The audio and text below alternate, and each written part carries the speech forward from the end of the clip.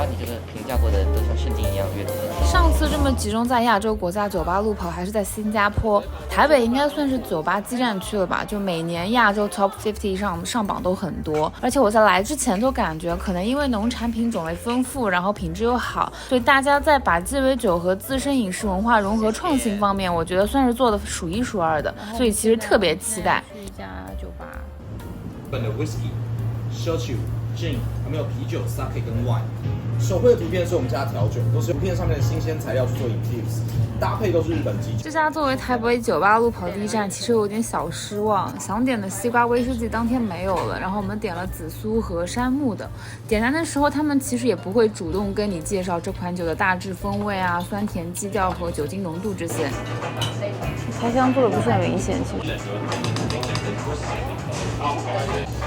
它酒精感压的不是很没压住，它是属于就是把酒的味道和稀释的味道比较融合的比较一半一半的那种感觉，不会像有些很多那种调酒会把就是配料的味道做得很突出，它这个其实还好，它这个酒精味道在前面，紫苏味道在后面，这种感觉。哦。这家自称是做单一风味的日式酒吧，但我点的2杯其实没怎么感受到风味设计的巧思，就是还挺平铺直叙式的那种直白。他说不甜，没想到是这种不甜，它层次的那个时间线拉得非常非常长。真的？就是它先上面放了杉木吗？杉木的味道很香，入口主要是苦味为主，但它在。就可能你觉得它要结束了，你觉得就这么结束的时候，会有一点点回甜，但是那种很微弱的回甜。欧洲是需要放红椒吗？可能有，但是真的很少很少。说实话有点苦，我接受不了那种苦，它是停留在舌苔上的，所以让我觉得有点像 Campari 那种感觉，但是它一点都不甜。我们现在要出发去Infinity Bar， 就我觉得刚刚那家店可能。不知道是不是我没点对的关系，就怎么说，它作为一调酒来说，我觉得没有到达我的预期，好吧。好，我们来喝第2家酒吧了。我们为什么会来这家酒吧来着？是我推荐的。但是视频开始剪之前，我就觉得还挺难下手的。毕竟相比美食，其实每个人对鸡尾酒的喜好差异会更大，也很难具象化去形容。有人喜欢强甜酸，有人喜欢清爽易入口的，也有会像我一样不喜甜，独爱马提尼或者纯饮之流的。之前的话，我们想要做比较木质调的风味，正木跟黄龙椒去做infuse。我始终认为鸡尾酒是需要品的，它的细腻度是需要大家静下心来感受的，而且我相信只要有这个氛围和耐心，大多数人是能够捕捉到的。第2家我一开始麦克风忘记开了，就酒单设计的总体风格会偏酸甜的基调比较多，酒感也会压得比较低。风味堆叠做的还可以，但是细腻度会差一点。环境呢比较吵，然后周末低消是大概800块钱台币。就是我点了一杯奶洗澄清，应该是很明显没有做好，它柠檬的酸味一整个抢戏。因为我自己也在家里面做过奶洗嘛，所以一喝就觉得好像哪里不太对。我想问一下，它这个酸味是哪里来的？酸味是哪里来的？酸味吗？它虽然是澄清，可是我们会加酸去做。哦 ，OK， 就是你知道奶洗的概念吗？奶洗就是我知道。你在做调酒吗？就很多时候酒吧其实算是大家社交放松、洗去疲劳的港湾嘛，所以要这么做可能会有一点本末倒置，闻着像冻柠茶的味道。所以说目的不同的话，其实酒吧对每个人的观感也会大相径庭。现在喝下来酸甜味平衡的比较好，但它酒味比较淡，几乎没有酒味。气泡冻柠茶。气泡冻柠茶带一点点薄荷的苦味，轻苦味。确实没有茶的涩味。对，但我这次台北酒吧路跑还是蛮惊喜的，发现这边有很多手很稳，也真的很认真会 stir 的调酒师。毕竟我始终觉得鸡尾酒风味架构是一方面，但是好的调酒师能把一个80分的鸡尾酒菜谱发挥到100分。在我看来，玩风味的同时，真的不能落下技术。这个稍微便宜一点，但是这个便宜一点比较好。它开箱不算特别开。放本木是本身调味比较重。对，可以吗？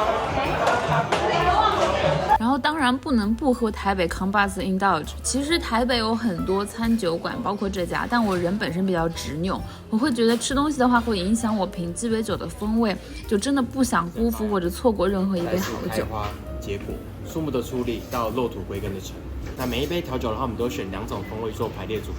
茶的部分的话，是我们用台湾茶做成的调酒，这也是我们开店以来这家我觉得从概念到呈现、视觉、嗅觉和味觉的综合来说，算是做的很成熟的。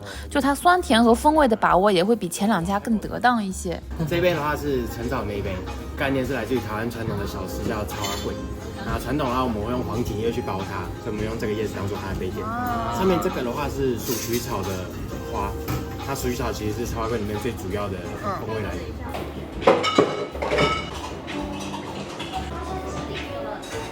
哇，它这个我没想到它这么甜，但它不是那种就是很甜的那种味道，它是那种很温很柔的那种甜的那种感觉，有点像米酒曲的那种甜味。它的威士忌和那个鼠曲草其实味道我觉得很搭，就是它先是草的味道，然后烟熏泥煤味，土的元素你知道吗？然后就是融合在一起的。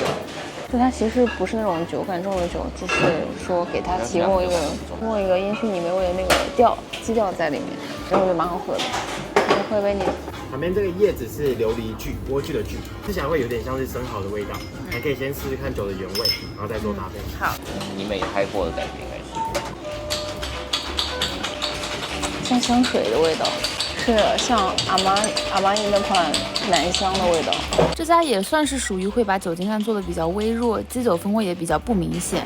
对我来说，可能更像是含酒精的大人的手摇饮料这样。跟我想的不太一样，就是你看它的时候，你会想的是我们上次吃那个生蚝配威士忌那种感觉，但其实不是。那是拉普哥做的吗？一点点，不强烈。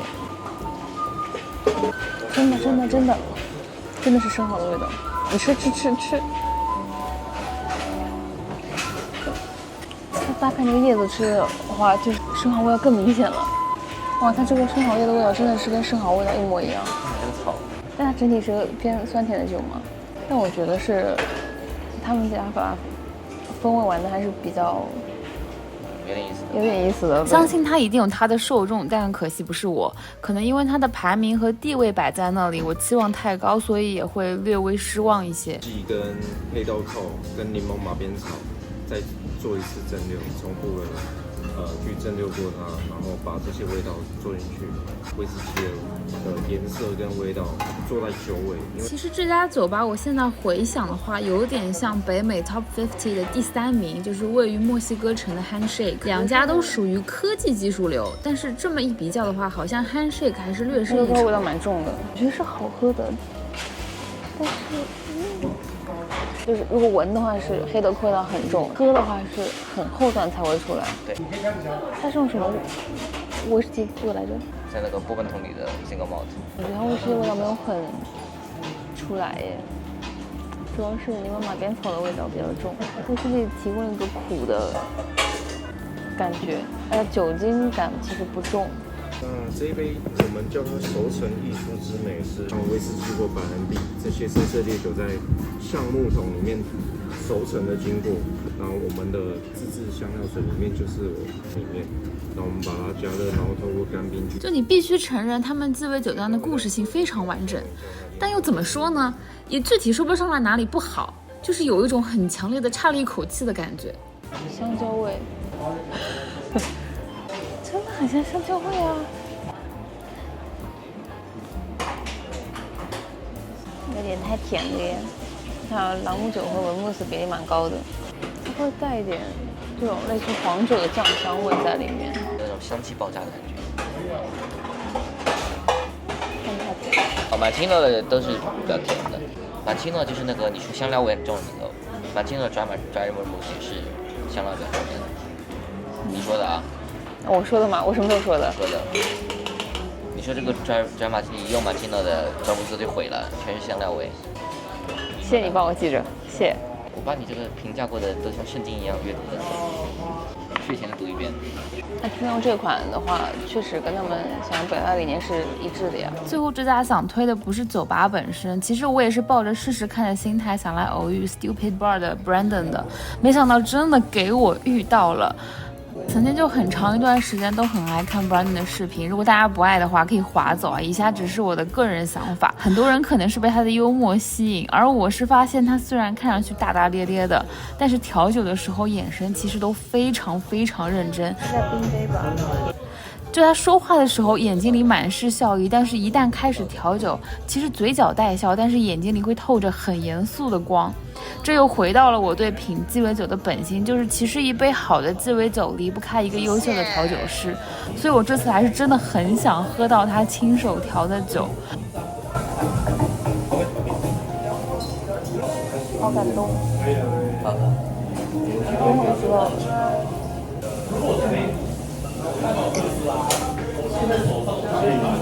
好感动。我懂了。你懂了。